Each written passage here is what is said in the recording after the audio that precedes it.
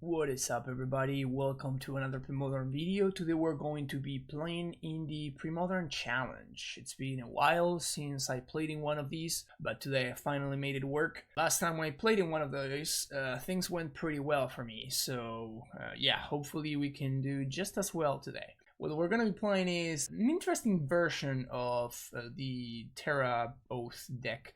We're going to be playing basically a similar approach to the green-red one, but we're going to be splashing white instead. So you're going to see that the deck is pretty similar. We have our Oath, we have our Terravore, we have all of our lands and do stuff and that attack, and then a bunch of, mana fixing lands or whatever, as well as Mox Diamonds. But we are going to have access to Swords to Plowshares. This is going to be the angle that the white color actually offers. What Swords does is it makes the matchup a little bit worse against a deck like Goblins or against a deck like Elves, because Pyroclasm obviously is a fantastic sweeper. Having access to that in game 1 can be absolutely backbreaking. What it does is it kind of turns us into advantaged in the mirror. It actually gives us a much better Dreadnought matchup, and it also gives us a much better matchup against all of the sort of creature decks that Pyroclasm is not that good against. That is your blue-green manlands, that is your stuff like zombies, which very often end up being 3/3s, or like the mono black aggro deck has been quite popular lately. And also importantly, a deck like Gro-a-Trog. So that is what we're going to be playing today. The main deck, as you can see, is fairly clean, fairly straightforward. We have our land destructions, we have our Sphere of Resistance, and we of course have our 4 copies of Sylvan Library. All that we're doing is just adding some Swords to Plowshares. In the sideboard is really where the big changes happen. So the white colors actually gives us access to a very, very powerful card in this format, which is Ray of Revelation. This card is particularly spectacular against a deck like, for example, Landsteal or something like that, where we're going to be, we want to blow up cards like Humility. And doing that through counter magic can sometimes be challenging, but Ray of Revelation does a great job at achieving that. So I was actually thinking of playing the singleton copy of Ray of Revelation in the main deck, as opposed to the 4th copy of Swords to Plowshares. So this is a change that could be very easily done. I ended up erring towards the side of Swords to Plowshares because my experience watching, playing in the challenge the first time and then watching the challenge results is that Goblins is a very, very popular deck. And as I said already, I'm going to be a little bit weaker to Goblins than I was before. So I need to be able to kind of make up for it by having access to the full 4 Swords to Plowshares. The other card that I could see myself cutting would be cutting one of these Winter's Grasp. This is the other card that I considered, but in doing so, then I would become worse against the control decks. Stuff like Standstill or the black-white control deck. Those are going to be much more problematic when I don't have access to the full 8 copies of Stone Rain effectively. So that is the reason that I made these changes. We also have Seal of Cleansing as a one-off because we can both Enlighten Tutor and Argivian Find It Back. So we have 3 Naturalize, 1 Crumble, and then a copy of Seal of Cleansing. These are all of our answers to Savos Webs and cards like that. We also have Call of the Herd, a card that has been very impressive in the deck. Just throwing some 3/3s at your opponent's face can be extremely powerful in this format. This is a very X2 base decks, like creatures tend to be 2/2, so when you put a 3/3 in play, all of a sudden this is the king right here. And then we have a Curse Totem for the Elves and that kind of stuff. Suranor against the burn decks of the world. By the way, another matchup that gets a little bit better, thanks to Swords to Plowshares, the burn matchup. And finally, 1 copy of Dueling Grounds. This card probably sucks. I honestly have not been able to play with it yet, but it is literally the best answer that I could find against Goblins and Elves, particularly Elves. Decks that attack in a go wide fashion, as opposed to swinging with just a single creature. So yeah, that's why we're going to be playing this one. I'm not super sold on it. I could see it being terrible, and I even thought about saying, okay, screw it, I'm just going to play Cataclysm and hope that things work out. The problem with Cataclysm with this specific list is that the whole point of how I built this deck was to make the mana base more consistent and to have access to Mishra's Factory. And Cataclysm, in order to play Cataclysm comfortably, I will need to play 2 copies of basic planes, because the second that I draw a fetch land or a basic planes, that means that all of my subsequent fetches just don't actually get me white mana. So that makes things very, very tricky. So in the end, I said, okay, I don't think I can afford it, so I'll just go with Dueling Grounds, at least until I see that it's terrible. And then I will make the necessary changes if necessary. Okay, so that's going to be it for the deck tech. Hopefully we will do well in the event. Excited to play in one of these again. And yeah, if you're enjoying the content, make sure you hit that like and subscribe button, and I will see you there for round number 1. This is round 1, and we're playing against one of my favorite people. And this is Tom Metelsky, and this hand is pretty good, so we're going to keep it. I like what this hand is doing. I just hope that Tom does not have too many Sabo's Web. I think on turn 2 I'm just gonna... Oh, Ancient Tomb into Altar. This is gonna be bad. I probably have to Wasteland here. I also have no answers to... Man, I really wish that he were playing... I really wish that he were playing the other deck that he likes, because he's been really high on the Tireless Tribe deck. He's been working a lot on that deck, and it turns out that he's on Devourer, which I have a terrible matchup against. Yep, I'm dead. There you go. Yeah, this matchup is horrendous. He is main decking Sabo's Webs. I have literally no way of interacting with whatever he's doing, and he can just mill me and kill me. So yeah, this matchup is heinous. All right, we have Crumble, Argivian Fine, Tutor, Seal of Cleansing, Neutralize. At least we have Curse Totem this time around. But we have a lot of dead cards. Like, all of these cards just do straight up nothing. All of these cards just do nothing. Maybe we don't want the Calls of the Herd. So now we're gonna have a bunch of removal. Like, this setup is obviously a lot better than what I had in game 1. Like, game 1, my setup is just not good enough. I think I do want Sphere of Resistance over Call of the Herd, especially on the play. Maybe on the draw I may want to switch this around. Maybe I just don't have enough time for Sable Library. Maybe beatdowns is more important. Nah, I'm looking for very specific cards. So I definitely want to be able to have some dig. But yeah, he's gonna have like 3 or 4 Sabo's Web. Like, unfortunately for me, the Devourer deck is very aptly set up to play a bunch of Sabo's Webs. Oh yeah. Okay, so we have an answer to Web, which is nice. We don't have an answer to the combo, really. I guess we kind of do. Yeah, I think I'm gonna keep this. Port is also pretty nice against him. I think I'm gonna go with Treetop on 1 and just not play the Monk's Diamond. Turn 1 Chromatic Sphere. Okay, so I guess I can swing. Maybe I should be porting. Maybe I should be porting instead. Yep, there's the Web. We have the answer at least. Okay, definitely do that. Library there is pretty nice. Ooh, it looks like he's missing. Oh, never mind. I was gonna say he's missing land deck now. No, he's not. Just a bunch of Chromatic Spheres. All right, Library, what you got? Okay. Yes, these are pretty nice. So we're going to go Naturalize the Web into Fear and the turn back. So this is gonna make the Fling kill more expensive, and we do get all of our mana now. Would love to see some land destruction here. Seal of Cleansing. Okay, so let's pay for the seal. We also have Port, so I'm definitely gonna pour the Crystal Vein here. I could also pour the City of Brass. Right now he's got 1, 2, 3, 4, 5 mana. The problem is he's not very close to comboing anyway. I could also just blow up the Sky Diamond. I'm kind of interested in doing that, actually. He's gonna Factor Fiction. Looks like he is. There's the Factor Fiction. So Tinker. No, I can't give him all these lands. I think I'm just going to do this. Yeah. I'm gonna give him the lands and the Devourer as opposed to the Tinker. Maybe I should have split the lands the other way, just give him an Ancient Tomb here. He doesn't have Sabo's Web, otherwise he would have played it last turn for sure. Now we're gonna get to probably... I guess I'm gonna tap the City of Brass, deal him a point of damage. He can cast the Sphere and anyway, oh, he goes for City of Traders. Interesting.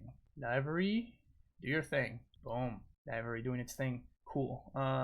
It's very weird that he played a CD first. That's very, very perplexing. Okay.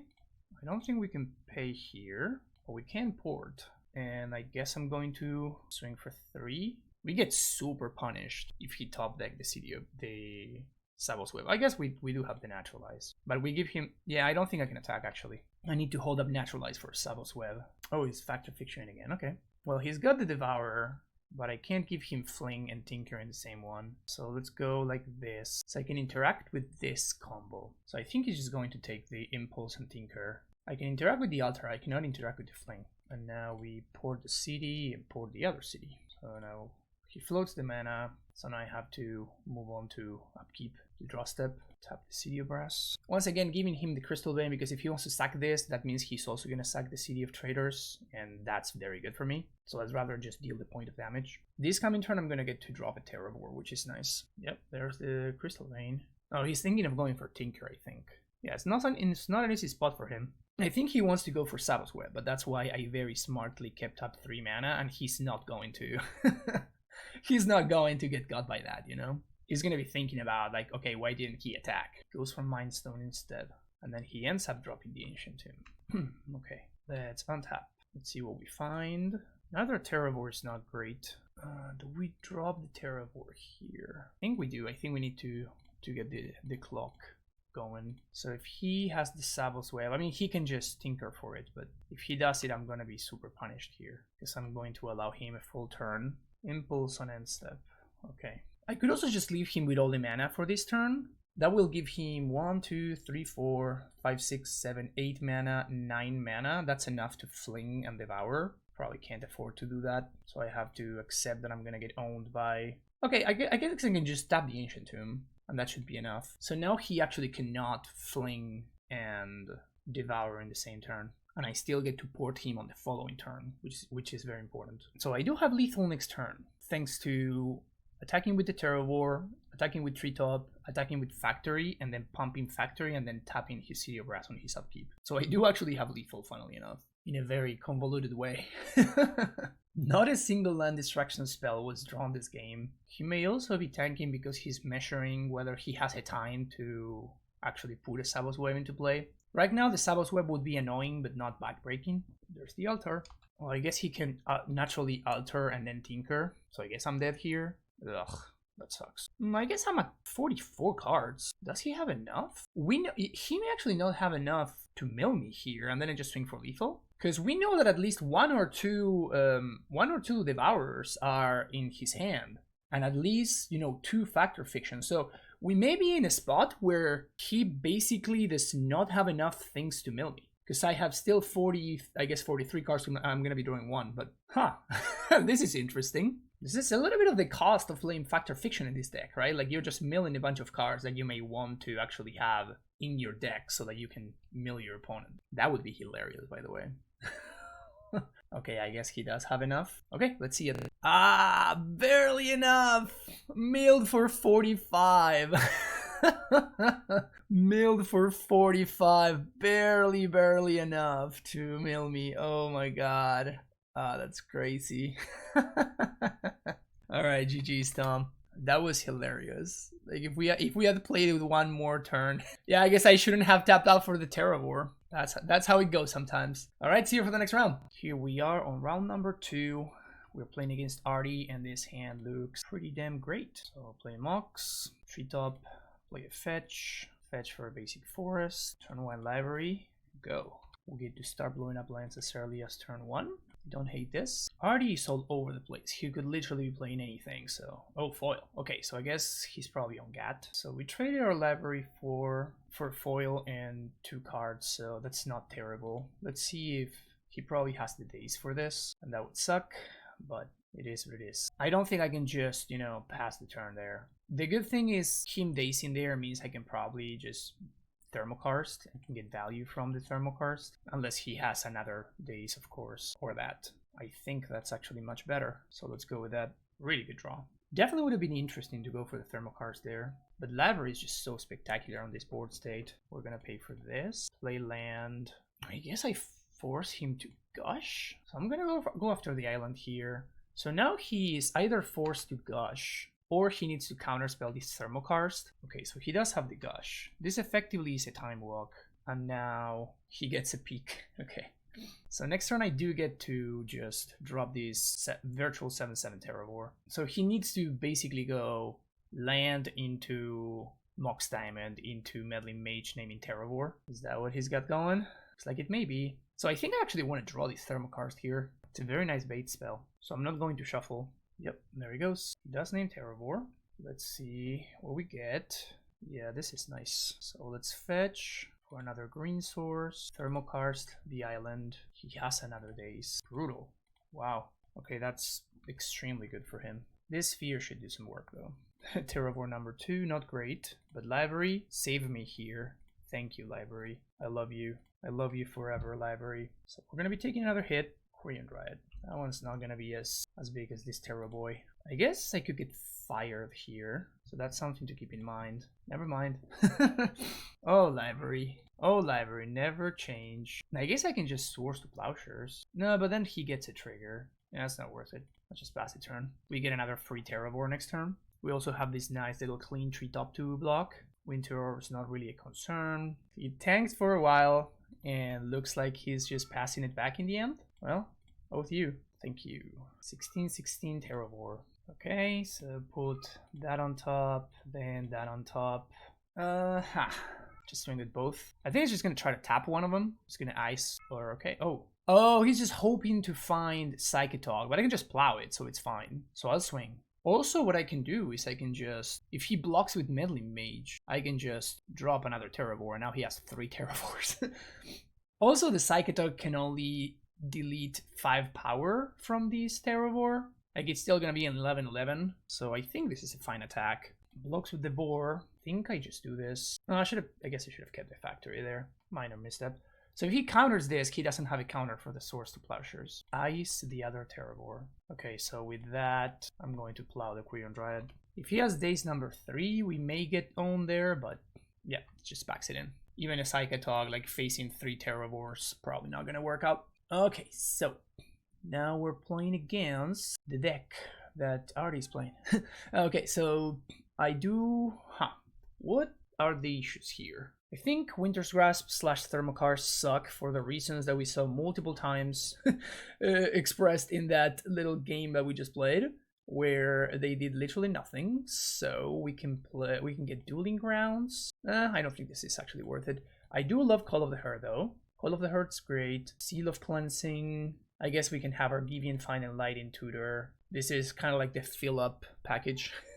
Whenever we are doing something like this where we're removing a bunch of cards, then all of a sudden that frees up. The Givian Find and the Light in Tutor kind of like even out the sideboarding a little bit. Crumble and Naturalize. That's how we round things out. Seems fine to me. Like, I do like Naturalize an okay amount, not a great amount. But this looks fine. I do like that all of my Naturalize effects are randomly different names. Yeah, I think I like this. I really want to dodge an early Korean Dryad with this hand. Turn 1 Portent. Would love to draw Mox Diamond. That's probably my best draw. Wasteland's not great. Let's play the fetch land and pass the turn back. Oh, he's looking for lands. Found one. So I think I'm going to Sphere, mostly because I need to kind of get these cards out of my hand. I'm a little bit too Sphere clogged. And that resolved. Perfect. Library's nice. I think I'm just gonna play another Sphere. Like, this hurts him way more than it hurts me. Now he needs to spend 3 mana on a cantrip. He needs to spend 2 mana on a Gush. If this Sphere resolves, then next turn I'm gonna play the Library probably. Really deep in the tank about whether to counter this or not. Oh, he disenchants the other one. And Daze? No Daze. Okay, cool. Yeah. Gushes. He did find the Mox. Honestly, the only card I'm kind of scared of here is Korean Dryad. Everything else we can beat fairly easily. Or what's Meddling Mage even going to name here? Oath, I guess. Play Call of the Herd. It's just blanks the mage straight up. But the Korean Dryad that comes out early enough can then start to be a little bit more annoying. Okay. Second Sphere resolved. So now next turn we're gonna use Silver Library. We're gonna cast a Silver Library. We don't have double green for this TerraOath. Notable. 3 mana to cast an opt. Doing it the hard way. Hey, look at that. Am I playing TerraOath here? I guess I think so. Like, he doesn't have access to lands, so I think I want to try to pressure him. If he spends 3 mana to source to Plowshares, that's kind of fine. That means that it's another turn where he doesn't find lands. Okay, so for 3. Counterspell is not online here. I'm just gonna go for Call of the Herd. Just keep putting on the pressure. Yeah, peek. Take a glance, Artie. All of this is coming your way. He can't Gush. He's yeah, he's really under pressure here. So now we get to play a library and then port him on upkeep on his blue mana. He can plow this elephant token if he wants. We just make another one. Also, plow makes my library better. This is all sorts of great for me. Okay, I'm gonna keep these two just to clear the top of the deck a little bit. I guess I'm enabling this so I'm just gonna double port, I guess. I guess I can just port plus Argivian find a sphere. Let's do that. Put him further under the lock. Yeah, that's fine. So now we Argivian find a sphere. Maybe I should have paid more life to the library. This is very nice. This is very, very nice. So crumble your thing and play treetop. And I'm gonna tap the blue source, I guess. And I think this game is over now. We're gonna play another sphere next turn. Oh, he did find the Mox. Oh, he was holding onto the City Brass. Makes sense. Very smart. Let's put library on top. And I'm gonna pay for this oath, mostly because I have to there. Play Note Factory. This is 6 mana. Then port to blue source. Rare Revelation the library. Oh, if only we didn't have another library on top of the deck. I guess it doesn't matter though, because he can just flashback the raid. So let's just play another sphere. And this is a 2-turn clock. Port the blue source again. This is the lock. All right, there we go. Got there 2-0. Good game, Sardi. Round number 3. What do we got here? Yeah, this seems reasonable. We're on the draw. I don't love that part, but this hand has a, an early oath. We got some basics, so we don't get got by Wasteland, which is very nice. I got both Oath and Sphere, so we're playing against combo. We're fine. If we're playing against creature deck, we're also fine. Turn 1, Wooded Foothills. Let's see what we're up against. Basic Mountain and Lava Man. Okay, so I guess burn. Gonna play a land and ship the turn. I think I play the Oath before I play this Sphere. Take 1. More Fanatic. Curse Scroll. Yep. So this Oath is gonna be a 2-for-1. I guess I should have played Factory instead of the Wasteland there. Okay, so this Green Lava Master actually did not do too much, which is nice. Kill their own dude. That's fine. Port is not half bad. I am going to play out this Factory though. Play the Sphere, so if my opponent's got some spells in hand, they're gonna have to shoot them now. Incinerate. I can't really play this Terravor quite yet, so I guess I'm going to swing for 2. If my opponent wants to kill this Factory, that's great. That makes my Terravor big enough. Upkeep, port. Don't do anything. Okay. Play fetch. Guess we just repeat the same thing we did last turn. Port again. And next turn, thanks to these Wastelands, I can finally drop the Terravor. So let's get another green source. Not the best timing there, but it is what it is. Here's the Vor. Pass the turn back. Oath trigger. That's fine with me. This grows the Terravor as well. All lining. And now I have a 10-10. Yep, so now we have lethal. Perfect. This worked out great. That was extremely lucky, by the way. My opponent milled 1, 2, 3, 4, 5, 6, 7 lands. That was extremely lucky. I block your ball lining. Yep. I'm planning to wasteland my own lands anyway. Yep. All right, cool. That was very lucky, if I'm being honest. So, Surinors, yes please. Libraries, no thank you. Oath is, as you can see, Oath is like kind of interesting because like they don't really have any profitable ways of using Oath of Trade, so I still like to keep like a copy or two, but they're obviously not fantastic. Ray on the other hand is fine. I don't think I keep arguing. Oh, definitely Enlightened Tutor. That's effectively another copy of Surinor. Then since I have Tutor, I might as well have Seal of Cleansing. And I guess Naturalize. I was, in the beginning, I was thinking, oh, maybe I just want to like cut all of the LD. And I think that may be true on, not all of it, but like at least some of it on the draw. But on the play, I have been very impressive by like just how often we can simply just lock them out straight up. So yeah, I'm gonna go with that, I think. Let's bring in 1 more of these, 2 more of these. Let's take a look at how this looks. Maybe a Crumble over Naturalize. Can technically use Crumble to blow up my own Sphere of Resistance if I really need to. Seems really bad, but I don't think this is an Argivian fine matchup. They can't really deal with my enchantments. I think I'm gonna go with 3 Oaths. Now, actually, never mind. Yeah, let's go with the Winter Grasp instead. Something that people will do is they will just cut all of their creatures and just leave ball linings in their deck and nothing else. I don't think that's a great strategy, to be honest, but I do have to respect it. So we got the Surinor, we got a Sphere. This looks great. Curse Scroll, got it. Not bad. Ship the turn back. Would be fine drawing another land here. Got 2 basics. Do I sphere? Yeah, I think I do. I guess maybe I should have played Surinor before, but I think that I'm going to, at some point, have enough mana to like be able to pay the extra, and I don't want to expose this before I have to. Like, if my opponent has an overload style effect, I'd rather they use the overload on the Sphere of Resistance and not the Surinor. So play a factory, say go. Curse Scroll is not really doing anything just yet, but my opponent could have Sulfuric Vortex though. Shock. I'm okay with that. Fantastic. I could tutor for an Oath, which is an interesting thing to think about. Yeah, let's do that actually. This is also a clean turn to draw the Surinor, I guess, so might as well. That's a mistake from my opponent. They just ping me right now. They should have waited until their next turn. Next turn I can blow up a land. Let's see if they go for the Vortex or something like that. Well, you can start clocking now. Price of Progress. I'll gain 2. I'll leave the other factory. Would love to draw something like a Wasteland there. No such luck.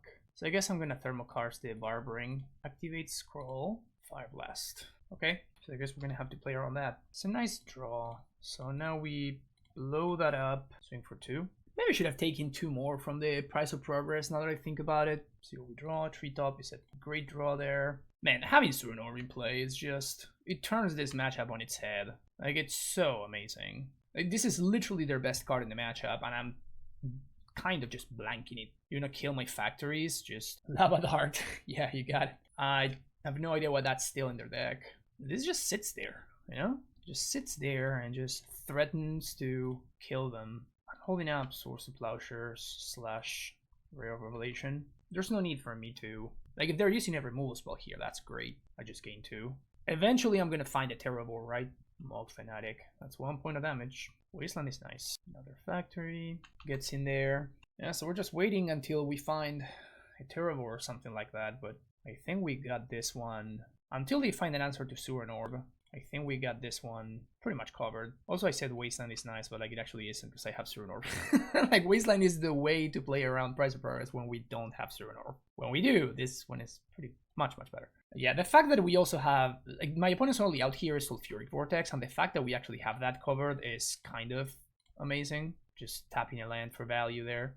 The second Oath. Okay. Is there a reason to play that out? Any reason at all? I don't think so. I don't even know what I'm holding up mana for, but I guess I should not be lazy and I should actually start tapping my opponent's mana on their upkeep. It's basically no reason not to. There's the Bolt Lightning, which we also have covered. It slows down our thing, but slows down our clock, but it's okay. Hey, there you go. Yeah, so maybe I should have some number of Calls of the Herd for you. Until my opponent plays an Overload, I'm just very comfortable with this, the current position we're in. Play land, get that Treetop Village, cooking. And yeah, sacrificing that second factory, definitely starting to feel like a mistake. Not a grave mistake, but definitely a mistake. Gonna continue tapping some lands over there. It's important that my opponent cannot actually hardcast the Fire Blast. I mean, it's not that important, but it's nice that that's happening right now. Get in there, boys. Get in there, boy. Fire Blast my Treetop Village. You got it. Gain 2. Opponent's really feeling the pressure if they're doing this. 2. Tap your land. Guess I should have tapped the Bloodstained Mire. Tap. Seal of Cleansing. Doesn't really do much.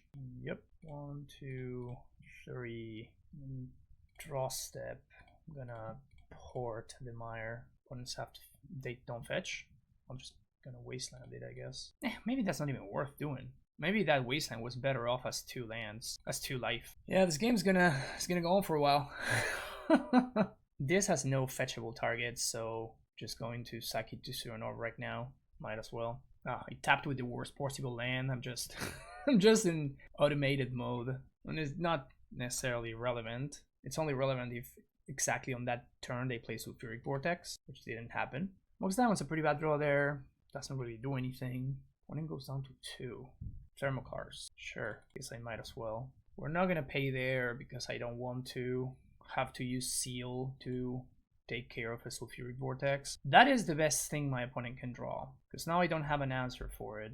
And that was obviously like a hit for 6 is pretty healthy for him.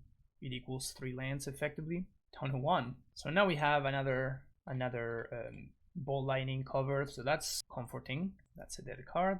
Treetop Village. That's something that can deal damage. So I can effectively use that Treat of Village to attack and basically gain 5 life, keep me at 12. Barbering, yeah, you got it. Yeah, I guess I do. I could Wasteland first, force my opponent to shock my face, but if they need to like shock plus something else, that seems like a win for me. Just need to find a TerraOath. Fire Blast. Yeah, that's a pretty big win. So that was effectively a gain 7. A gain 6, sorry. Oh, forgot to tap. My bad. Not play anything. So I'm gonna tap the Barbering. My opponent can just throw it at my face. That's fine. If they don't, I Wasteland it and I take the possibility from them. It's not like this Wasteland is doing anything anyway. Yeah, I just go face. That's fine. So effectively, Rishad and Port making a Wasteland impression there. Yeah, there you go. It was gonna happen eventually.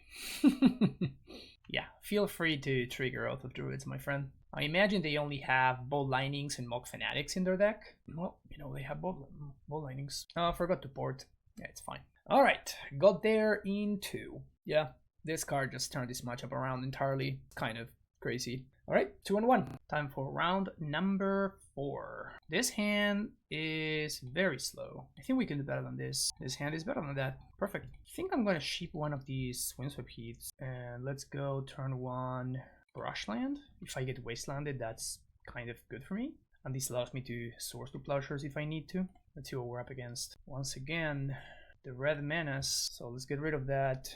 Lava Man. We don't have Oath yet, so that's super interesting. That's really, really interesting. I do want to get the shuffle. So what I can do is I can play Mox Diamond, pitch the Snow-Covered Forest just to get a land in the graveyard for Terravor, and then play the fetch land. That seems fine. Play fetch land, play library. So as is, Terravor is right now only a 3-3, so I can't really play it out quite yet. Looks like we're back-to-back against Sligh. Let's see what we're up against. Definitely don't want that one. Okay, so we're definitely putting the Mox Diamond back. Question now is, do I want the land or do I want another Terravor? I don't think I can afford to pay the life. That part is for sure. So I think I'm just gonna play out the factory and pass the turn back. Now I can threaten to block if my opponent bolts. Worst case scenario is they shock. Lightning Bolt. Okay, that's a fine exchange, I think. And now we shuffle to get a basic forest. Oh, we're gonna take 3. Let's see what we find now. Oath of Druids is a good one on Thermokarst. Yeah, okay. So Oath is gonna kill both of their creatures. So we're gonna take 3 down to 12. Then 1 ping down to 11. No end of turn spell there is a big deal. Next turn we get to play a Terravor, or we get to blow up one of their lands. I think we're gonna blow up a land. That also grows a Terravor. I guess they need to kill their own dude. Yeah, so this means I get to untap here, take 2, that on top, play a land, play Terravor, ship the turn back. So now it's a 5-5. 6-6 if I need to.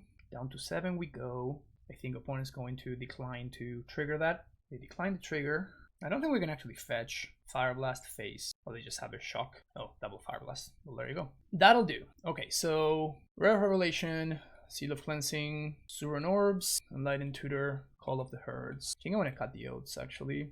Cut the Thermokarst, cut the Sylvan Libraries, couple of Naturalizes, Call of the Herd number 3. I guess the Singleton Oath has a lot of value, so let's go with this. On the play, this hand doesn't do anything at all, so let's ship it. This hand it's not great. I think I'm gonna bottom the Thermokarst. It's very unlikely that my opponent has a bunch of 1-drops, so I can start to go after my opponent's lands here, which is nice. A little bit sucks that we have to bottom a Thermokarst there because it's so cohesive with the game plan that we're going for. Move to 5. It's probably good for me. That's a land. Wow, okay, they kept Fanatic, that makes sense. That's a good draw. Definitely a good draw. Thermokarst, your land. We fetch main face. Good for me. Another Mog. Definitely gonna spend one more turn Thermokarsting here. Ooh, baby. And then next turn we're gonna drop a Terravor, which is going to be at least a 4-4. No lands is big game. Here is a 4-4. My opponent could bolt into Sack Fanatic. That's very nice. So let's swing for... So we're swinging for 7 here. We can make it 9 by blowing up my own port. Still not a 2-turn clock though. It does make the Terravor unkillable, so I think I'm going to be doing this regardless, so I might as well do it now to be able to push more damage. So now this Terravor cannot be killed anymore. Yeah, there we go. No Suran needed. Now we're gonna be on the draw though. That's going to make things a lot harder. Wouldn't be like so smart if I like bring in Curse Totem against my opponent, leaving in Mog Fanatics. That would be some next level stuff. I think this is fine though. We still have the 1 Oath to tutor for if we need to. We have some land destruction. Kind of wish we had room for this other Call of the Herd, but like I'm really scared of my opponent being able to go turn 3 Sulfuric Vortex, and I need to make sure that I have some answers to that. So I think we're just gonna submit here. Let's just hope we find Surinor. This hand's not bad. I like a lot of what this hand is doing. Turn 1 Sphere of Resistance. Lava Man. Okay, so let's go Mox Diamond, pitch Wasteland, play Factory, play Sphere. So this is going to limit pretty severely what my opponent can do about this. Also making Curse Scroll worse, which I'm excited about. Another Terra Boy. Send the turn back. The attack with this Lavamancer, I'm probably going to just plow it. I don't think I can afford to force the shock on the Mishra's Factory. Untap.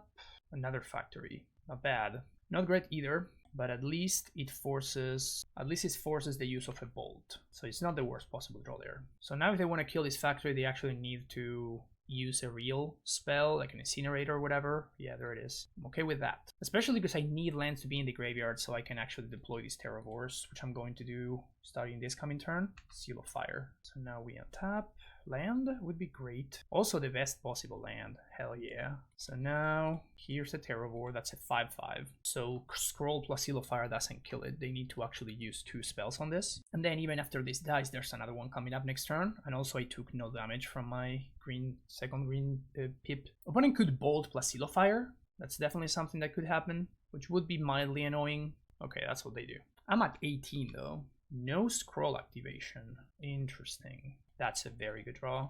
That Call of the Herd there is spectacular. My opponent is pretty low on resources, and now they're gonna need, like, I get to wait now a little bit more to see if my opponent is going to, and they are answering an Elephant Token as opposed to answering a Terravore. So they have a Bolt in hand, now up to 3 cards, none of which is a land. Kind of nice, actually. This forces the issue right now. So grasp your land, still sitting at 16. Which is fine. Now Terravore is a 6/6. If they Bolt, that means they don't Curse Scroll. They Bolt face. Okay, so they're still trying to race, which is good because they don't know about the Source of Plowshares that I have in my hand. So this coming turn, I'm probably going to be playing this Terravore. Seal of Fire. Port is interesting. This means I can just flashback Call of the Herd and save the Terravore for a turn where I can just go Terravore plus hold up Source to Plowshares. I think I like that. I'm still at the virtual 11, so that makes sense. Like, we're still at a healthy enough life total. We know my opponent has a Bolt in hand. This Curse Scroll is not doing anything at all, really. Even if their last card is Fire Blast, we're far enough away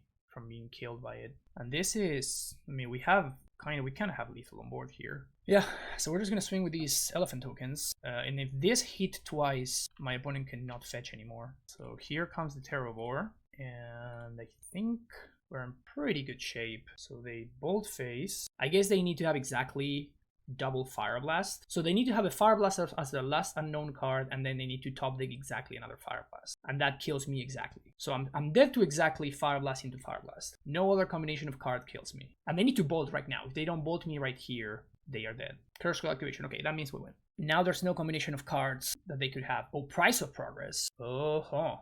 I guess I was not thinking about that one. At 6 damage. We're still at 5 though. Yeah, they would. I guess they were going for like pop into land bolt. Pop hit with the Curse Scroll into land bolt. That was my opponent's line, which I guess was also not super likely. Sphere of Resistance, the big thing here, right? Like, this is the card that's winning me the game. So I'm only taking 6 from Price of Progress, and 6 plus 3 is not enough. I think my opponent had found a good line though. Fire Blast down to 1. They top deck the Fire Blast. Wow. Crazy game. Down to the wire. Once again, Sphere of Resistance winning this game. Otherwise, my opponent would have killed me very easily. Although I guess that's not really true because I would have, left a white man and then I would have gained 9. So I don't even know if that's true. But they would have been able to also Bolt on top of that. So I don't know. Like, it's close. But wow, yeah, got there against Burn again. Round number 5, off to a 3-1 start. This hand looks great. We can go turn 1 Oath or Library, depending on what our opponent is up to. We then have some port action going on as well. We can start blowing up some lands. Looks like a solid start. Opponent move to 6, leading with Urza's Bubble. I would imagine Burn. 3rd Burn in a row. They see a Treetop and a Grim Lavamancer. That Lavaman is going to have to shoot itself because Mox Diamond. We're going to pitch this Treetop Village. We're going to play the Oath of Druids. This is pretty solidly the worst possible top deck we could have had there, but That's fine. Yeah, so I mean, this is like such a big win for us, right? Pseudo time walk plus get rid of, put my opponent further away from Barbarian Ring and stuff like that. So now they get to see a Sylvan Library. So this is an interesting turn actually, because we could play the Sylvan Library, or we can just go treetop into Port you and then blow up a land. I don't think I want to. Yeah, I think that's much better actually. So what this does is it makes sure that the Sulfuric Vortex doesn't get me here on this turn, and then we can potentially blow up a land there, or next turn we can go Port into Library. The best draw is probably Sphere of Resistance, Swords to Plowshares. Yeah, I think we're actually gonna go Library into Port, and then we're going to blow up the land next turn. If they have the land, they have the land, but we're making it a little bit harder for them, at least. So if we find any land off the top, worst case scenario is we get to go blow up your land plus Sylvan Library. I guess not that land. Any non-treetop village land. Okay, yeah, that one counts. I don't think I can afford to actually take any damage, unfortunately. So grasp your land. And I guess I can't really Port him here. Still, I'd rather spend this turn to Winter's Grasp, but interesting. They're fetching response. There's no way they Fire Blast here, right? Wow, that's so aggressive. That seems like a pretty fine exchange for me. Like, I can't get Ball Lining, and now we are gonna Port on upkeep, forcing the fetch. We did find a land, looking for a Terravor Wasteland. Yeah, I guess so. Put that on top. We're going to send this treetop. If they want to bolt it, that's acceptable. Just take 3. That's also acceptable. And now we tap them. Once again, Vortex is what I'm trying to dodge to the best of my abilities. Fantastic. It's going to ping me for 1. Oh, really? Oh, they're just going to ping me now. I think this also checks on resolution, if I'm not mistaken. So this is fine for my opponent to do. Oh, I guess they forgot that this was in play. Well, we know how this sideboarding is gonna happen. So get that, Ray, Seal, Naturalize, cut some Winter's Grasps, cut all the Sylvan Libraries, cut everything but 1 Oath of Druids. I guess we bring back in, yeah, that's what we've been doing. I could see bringing in 1 more Naturalize over a Winter's Grasp on the draw, because it's more likely my opponent will be able to play Sulfuric Vortex before I can actually do something about it. Is this hand good enough? I think it is. Could be better for sure, but we're going to be able to blow up a land on turn 2, which is pretty nice. Mog Fanatic. Ray of Revelation, not great, but that is a very nice, very, very nice insurance. So I'm going to play on the box, and maybe I have to Swords to Plowshares, like a pop or something, and that would be awkward for next turn. So let's take the 1 there. Overload. That's messed up. So I guess I'm going to plow this because I'm not going to have the chance to plow something else. Interesting that they're willing to overload the Mox instead of overloading, like saving the overload for something like... Oh, it's not bad. Saving the overload for something like Suranor. Super punished by discarding the brush land to the Mox time. And I was honestly not expecting overload. Definitely caught me off guard. Ball Lining. Gonna be taking a healthy 6 points. Question now is whether we call or we Thermal Cars. That's a good pickup. So Call of the Herd. And I guess I'm not...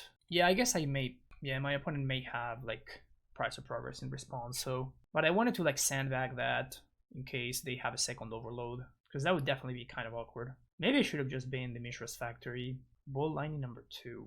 I guess we're gonna take it. I guess I could block, but then I don't have a clock, so I think I'm gonna just take it. No land is a big deal. Wasteland is not particularly great. Definitely a priority here to blow up a land, since my opponent missed a land drop last turn, and the single card that I'm most scared of right now is Sulfuric Vortex, so I don't have a white source anymore. Should have probably pitched this factory instead of the brush land. So that's a Price of Progress. Oh, let's gain. Let's do this. We only take 2, so we effectively gained, what, 8 life instead of 30. Ugh. Yeah, okay. So we're gonna swing for 5 here. So now Sulfuric Vortex is actively good for me. Missing a land drop there is very much a big deal though. I'm now pretty far away from flashing back this Call of the Herd. Mog Fanatic. That's nice. It's very nice actually. So let's get in there. My opponent may just take it. That means 2 damage from that turns the Mog Fanatic into 2 points of damage. The thing is, like, if they attack, they can't block the Elephant, and then they are taking 5 next turn. So unclear how good that actually is. Down to 7. We still have the Suranor chilling here. That was a really good draw though. Sphere was a very, very good draw. Would love to find a land. Ugh. Oops, misclicked. Although I guess we can now use Factory to block, so that's not terrible. Down to 4 he goes, and does nothing with the mana. Well, that's super close. 2 mana to Bolt Face. So now the Mog Fanatic can't attack. That's a weird timing to do that. That's a big draw. So this is doing effectively the same thing. So now opponent goes down to 2. We go to 3. But then if opponent attempts to go face, we just gain a bunch of life in response. Once again, Sphere of Resistance being the absolute MVP. Obviously paired up with the Surinor, right? We would have died very, very easily to that Price of Progress had we not had the Surinor. Alright, there you go. 3rd victory over Burn, over 3 back-to-back matches. Alright, last round against the one and only Polemaster. I guess I keep this. Seems okay enough, I guess. It allows me to go turn 1, Treetop, turn 2, Port, turn 3, Thermokarst you. Not quite. Well, since I'm not going to be able to Port, I might as well play out a Brushland, because I think Pablo's going to be on Replenish, and if he is, he probably has access to Savos Web, and he always has it against me, so I guess we're going to blow up the Adarkar Wastes, limit his white mana. Hey, look at that. I guess I might as well play out this Oath, no reason not to, and now we can just Wasteland. If he has the web, he's got the web, not much I can do about it, and I have no answers to web game 1. That's good for me though. Another Wasteland would have been awesome, but unfortunately was not in the cards. Let's Thermokarst, the land that taps for a lot of mana. Next turn we do get to Sphere plus Port, which is going to be pretty hot. Alright, now we're cooking. I guess he can get around the Sphere, but I'm still going to Port here. Get them off blue. I simply think that it just doesn't make sense for me to play around Savos Web. Basically cannot beat that card, so playing around it is a little bit silly. We do get to continue to keep him off blue, which at least is useful. Goes to draw step, so no Frantic Search. Ancient Tomb. Can we find a land destruction spell? Yeah, that's not it. So let's play a Treetop. Yeah, this is starting to become really problematic. Yeah, now he does blow up the Sphere. Now he can use Frantic Search to untap the lands. So if he does have, you know, discard 2 enchantments into Replenish, that's the game right there. He does have Wave into Opalescence. Yeah, this game 1 is just horrendous, especially with my current list. There's literally nothing I can do. So if he's got Replenish, we are just kind of done so here. Can even do the Replenish trick to get rid of my Oath of Druids for value. And yep, I have no answers, so just back it in. Alright, so Oath is terrible, so is Swords to Plowshares. We do have some stuff here though. All of these I think are fine cards. Not super stoked on the Curse Totem, but it's okay. Question is, do I want Call of the Herd? Is Call of the Herd better than all my other cards? And I'm not sure that it is. Is Curse Totem better than my other cards? Probably better than Crumble. Yeah, Crumble doesn't actually... Oh, I guess it does destroy Savos Web. Is Totem better than anything else? I don't think so. And this hand looks fine. So there's an argument for playing the Mox Diamond on turn 1, because it can allow me to blow up a land. Don't think I want to do that though, so let's lead on Factory and pass the turn. So if he goes turn 1, Soul Land into, what's his name? That's going to be bad for me, but into Savos Web.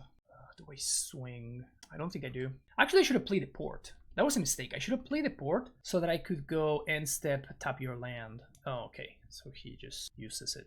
That's cool. Attunement. So let's play a Mox, ditch the Factory, play Wasteland, go for a green source, and now we're going to Wasteland into Thermokarst. This is the game we're hoping to play. That's an island, so we get to swing here, and then tap the island and upkeep. Once again, he can soul land into Savos Web. If he does that, that's pretty bad for us, but okay. So I kind of want to attack this turn. I don't think I can afford to though. Fortunately, I don't think I can actually afford to get an attack in there. That's a nice draw. Still have so many cards in hand. He has not missed a land drop. Well, I guess this is going to be the turn where I'm just going to start to attack and hope that this works out. This is not super great for me, honestly. Like I really... Okay, that's good for me though. That means that he probably doesn't have another land, so he's forced into casting the attunement. Maybe we should have gone to Plains. Seal of Cleansing. Okay. I'm going to assume with this Factory, if he wants to blow it up, I think that's fine. He does. That does stop my clock, but it's okay. Once again, let's stop the white source. Still has 5 cards in hand. Like, I'm just not making any progress here. Okay, that's kind of what we were looking for, and we just have to hope that this works. He doesn't have a ton of stuff going on over there, and if he doesn't have the land, we may be in okay shape. He does not have a Parallax Wave, however.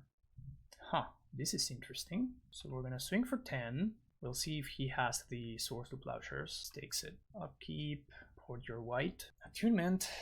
So he needs to find... If he finds Wave into Replenish and land, we lose. Meddling Mage. No Replenish there, that's a big deal. So if he only found Wave, we just blow it up on end step, and then we're good to go. Replenish. And he has the Swords to Plowshares, that's devastating. Okay, dude, that's so brutal. And a dead draw. Blow up the Opalescence and the turn back. I guess I'm gonna tap the City of Traders here. Like, there's not really much use in destroying one of these. Doesn't really do anything. Maybe I could have blown up the Attunement, I guess. It still allows him to keep a single card, so if he has the Replenish, we're still in terrible shape. Replenish again. Brutal. So now he gets to... Oh, he made a mistake. He should have used the Seal of Cleansing there. Now he can take all of my lands. We can blow up the Tithe. So if we find a land here, we're not dead. We did not find a land though. So I think this is gonna be it, because this is gonna be a swing for lethal. Actually, exactly lethal, funnily enough. So yeah, this matchup is just brutal. Oh, we got on 1. Interesting. I mean, now it's 1 turn too late though, right? So the idea was I find a land, I use Mox, I blow up the Parallax Tithe, my lands come back, and I can like start blowing up Opalescences or something. But I mean, it's not that it matters. Like, he's just so insanely far ahead here that doesn't really make any difference. Perfect. Yep, just took a little bit too long to get there, and once again I lose to Paloma. I think I've not been able to win a game from him for like the past 5 or 6 matches that we played, which is honestly kind of impressive. All right, so now we're 4-2, so we need to sneak in on tiebreakers. Hopefully we get there. And this are the final standings. As you can see, we got 9 thumb breakers. Oh, that's such a brutal thing. I thought that with my both of my losses being a 5-1 and another 4-2, I guess, that I was gonna be able to like sneak in there, but I ended up having like some pretty like, I guess, 1% of a tiebreaker. But yeah, so the top 8 is gonna be all of this folks right here. Even Scott, I got there. I'm very surprised about that, but yeah, well, there you go. So that's gonna be it for me. This is the deck list that we run. I liked the deck. As we can see, the burn matchup is good. we got that in lock. We learned that for sure. But yeah, matches like Replenish and things like that I don't think they're solvable. I think that the answer is to just get super lucky, or for your opponent somehow to not have like a Seal of Cleansing and like Tormod's Crypt, or for your opponent to not be Pole Master and just always, after we blow up 4 or 5 of their lands, to still keep drawing lands like nobody's business. Those are the ways that you get around it, and we did not. So yeah, this list was overall pretty solid. I think that considering the metagame was maybe like slightly better than red-green would have been. I think I'm more comfortable with green-white. Having access to Swords to Plowshares against a deck like Gro-a-Trog can be pretty decent.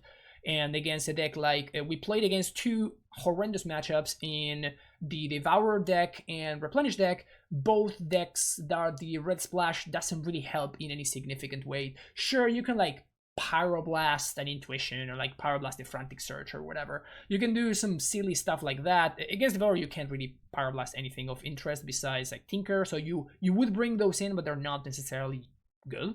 Yeah, those matchups are not necessarily solvable, I don't think, at least for a deck like this. So you just have to accept that those are going to be bad matchups unless everything, the strength of playing a deck like this one is that your base level is so high. So, if your opponent does miss on some land drops, then it can be a thing that you just, blow up all their lands and you just lock them out of the game. Like, that's something that this deck can do. So even when you can punish your opponent. Some decks, like for example Enchantress, even when they draw a bad draw, they can, against burn, they will still win. You know, like that matchup is so horrid that it kind of doesn't matter what the enchanters, they can just mull to 5 or 4 and still win fairly easily. This deck can actually really punish bad matchups, bad draw. So I think that is kind of important, and one of the reasons why this deck it remains very, very strong. You know, it's because of that. So yeah, that's going to be it for me. I still recommend this deck. I think that it's very fun to play. I find it very engaging and very interesting. And your decisions, you just make so many decisions, and all of them matter because like they either give you or subtract a little bit of a percentage towards winning. So I do like that. I feel like it's an interesting. It makes for interesting gameplay, and I just enjoy it. But yeah, that's gonna be it for me today, folks. Thank you so much for watching. Don't forget to hit that like and subscribe button, and I'll see you the next time. Take care and bye bye.